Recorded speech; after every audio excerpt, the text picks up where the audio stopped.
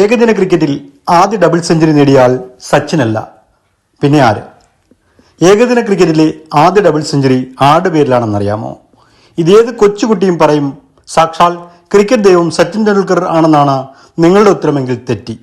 Sachin double അടിക്കുന്നതിന് 13 കൊല്ലം മുൻപ് ഓസ്ട്രേലിയയുടെ ഒരു താരം ആ റെക്കോർഡിന് ഉടമയായി.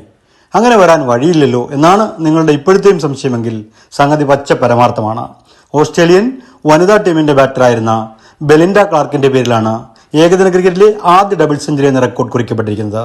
1997 ഡിസംബർ 13 നടന്ന ഹീറോ ഹോണ്ട വേൾഡ് കപ്പിൽ ഡെൻമാർക്കിനെതിരെ മുംബൈയിൽ നടന്ന മത്സരത്തിലായിരുന്നു ബെലിൻഡ ക്ലാർക്കിന്റെ 155 പന്തിൽ നിന്നുള്ള 229 റൺസ് നോട്ട് ഔട്ട് പിറന്നത്.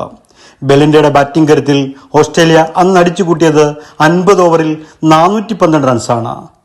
മാമൂത്ത് ടോട്ടൽ പ്രതിരോധിക്കാനിറങ്ങിയ ഡെൻമാർക്ക് 49 റൺസിന് എല്ലാവരും പുറത്തായി. 363 റൺസിന്റെ ഹിമാലയൻ തോൽവി ഏറ്റുവാങ്ങുകയും ചെയ്തതോടെ ഡെൻമാർക്ക് ടീമിൽ ഒരാൾ പോലും 2 അക്കം കടന്നില്ല എന്ന് മാത്രമല്ല 16 എക്സ്ട്രാസ് ആയിരുന്നു അന്നത്തെ അവരുടെ ടോപ്പ് സ്കോർ. എന്താ അല്ലേ? അപ്പോൾ ഏകദിന ക്രിക്കറ്റിലെ ആദ്യ ഡബിൾ സെഞ്ചുറി സച്ചിന്റെ പേരിലല്ല എന്ന് സംശയം ഇപ്പോൾ മാറിയില്ലേ? ബാറ്റ്സ്മാനും ബാറ്റ്സ്വുമണുമില്ലാത്ത ജെൻഡർ ഇക്വാലിറ്റി ക്രിക്കറ്റിനിപ്പോൾ ബാധകമാണെന്നേ.